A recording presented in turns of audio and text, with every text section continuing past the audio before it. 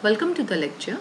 Here we are going to learn about semantic nets, frames and conceptual dependency. So the first question is what are all these, right? Why we are studying them? So these are the ways to represent knowledge. In our previous videos we have already learned logic, right? We have learned preposition logic as well as predicate logic as well as introduction to second order logic. So these logic itself is a way to represent knowledge. There are few more ways. What are they?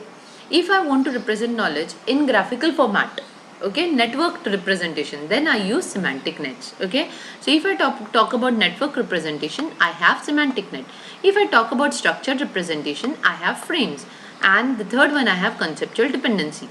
Okay, so further we are going to see them. So if I want network representation, I talk about semantic nets. If I want structured representation, I'll go for frames. So let us see what are they one by one. Semantic network was introduced by M. Ross Quillen, okay, in 1960s, right, in late 1960s. So what is semantic net? It's very simple. It's a graph, right? Semantic net is nothing but graph where I have labeled nodes. Okay, it's a graph in which nodes are all labeled, and secondly, labeled directed arcs are there. I have arcs which are directed as well as they are also labeled. What does this graph represent? This graph is going to encode the knowledge. So what is job of the graph? It's going to encode the knowledge.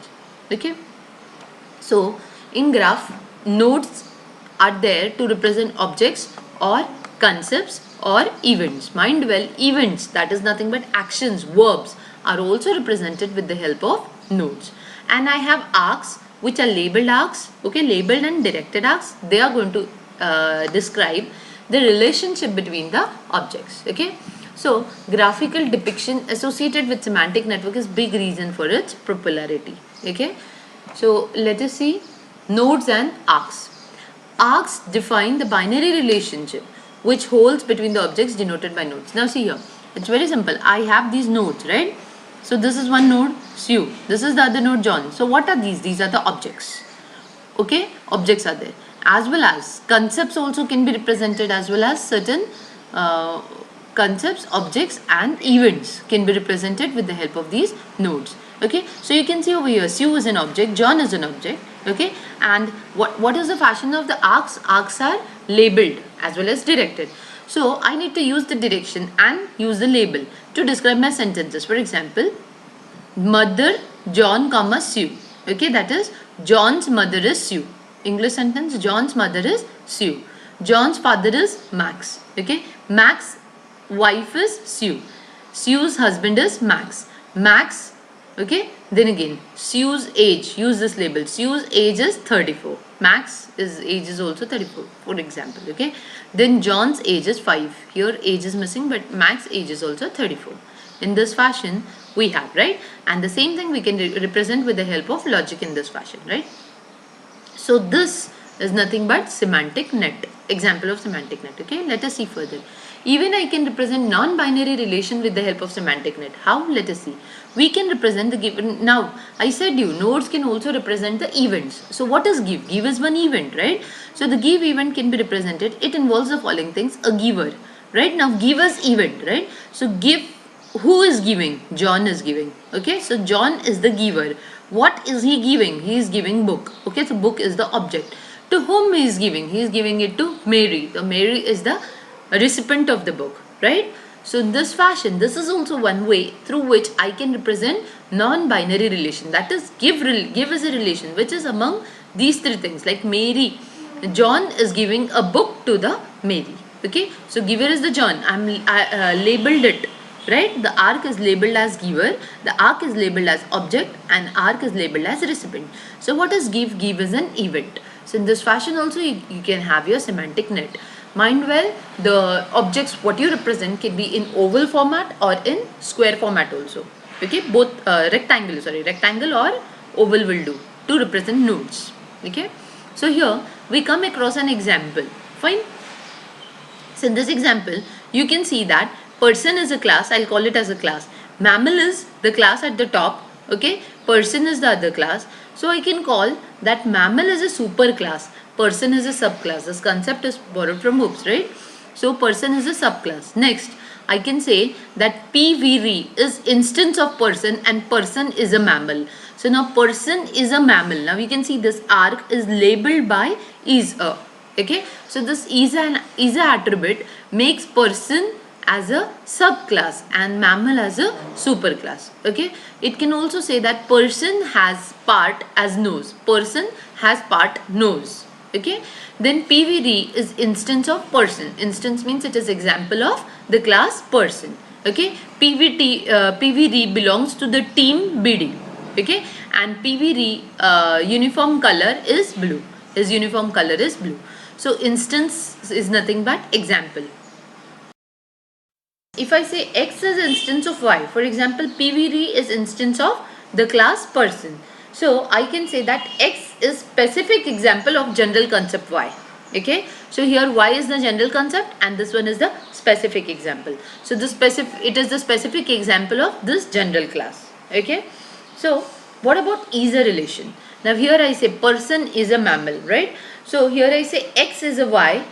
X is the subset of more general concept Y. So Y is the general concept or the superclass and X is the subset or the subclass of that general concept. Okay. So a subclass is the class that derives from the other class, right? Now this class is derived from this class, right? A subclass inherits the state and behavior from all its ancestors. So it can inherit all the state as well as behavior from the ancestor.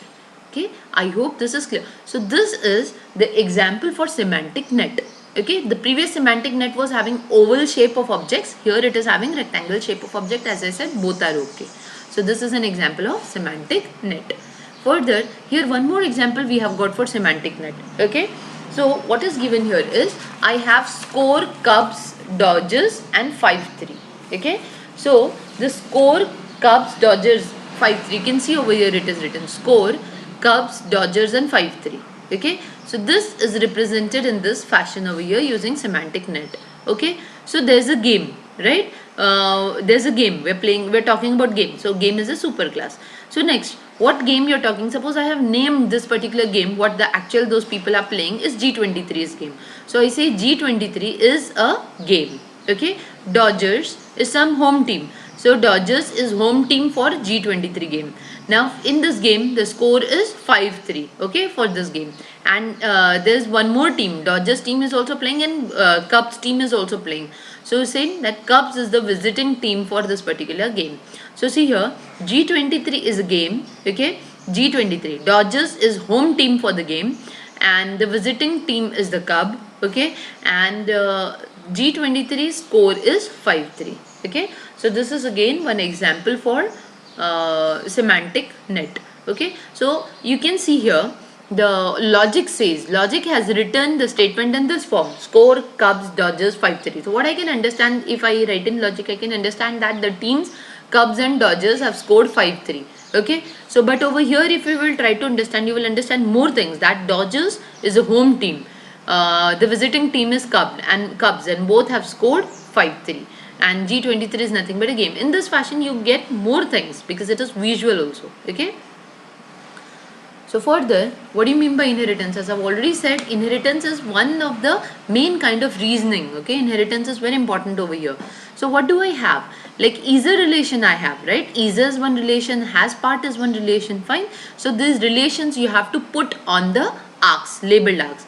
Is a relation is often used to link a class with its superclass. So this is a superclass and this is a subclass. So they are linked with is a relation, right? They also has part.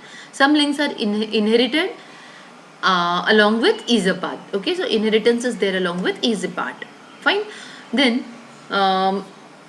the semantics of semantic net can be relatively formal or informal. So you can go with formal way or you can go with informal way. There's no issue. Okay, so I can say Robin is a bird, bird is an animal. Okay, Rusty is a robin, robin is a bird, and bird is animal, and bird has part as wings. Okay, in this fashion we have inheritance. Fine. So if I say that bird is having wings, I can also say that Rusty, because Robin is a bird, right? Bird is having wings, so Robin is also having wings. Rusty is also having wings. In this fashion we can say. Inference in semantic net. Okay, over here we have inference also. Now what do you mean by inference? Inference we already know. Inference means conclusion, right? So in order to have inference, we have two different ways. One is called as intersection search. Inference means conclusion. So can I derive any conclusion from semantic net? Yes. How? Using intersection search or using inheritance. I can derive. Okay. So in order to go for inheritance already we know, like either I can use easy or I can use instance. Okay. So it helps me in deriving conclusion. For example, here I had derived a conclusion that Robin has wings, right? So bird is having wings and therefore Robin also has wings. That is due to inheritance, right? So I can say using inheritance I can derive inferences, and secondly you can derive inferences using intersection search. Now what do you mean by intersection search? Intersection between the nodes is found. Okay, so what you have to do, you have to find the intersection between the nodes. For example, if we go back to this example, okay, very first example. Okay, in this example, if I ask you the question, find the answer to the question like what is the connection between BD and blue. My question is, what is the connection between BD and blue? So what you can do is, you have to find intersection, like what is the common thing between them, because you want to find connection between the two objects. Okay, so find out what is the common thing between the two. So when you go to find out the common thing between two, okay, have to find out. For this thing you can reverse the link, right? There is link from this to this, you can also reverse that particular link. So you have link from here to here. So where is BD linked to? BD is linked to PVD, right? And where is blue linked?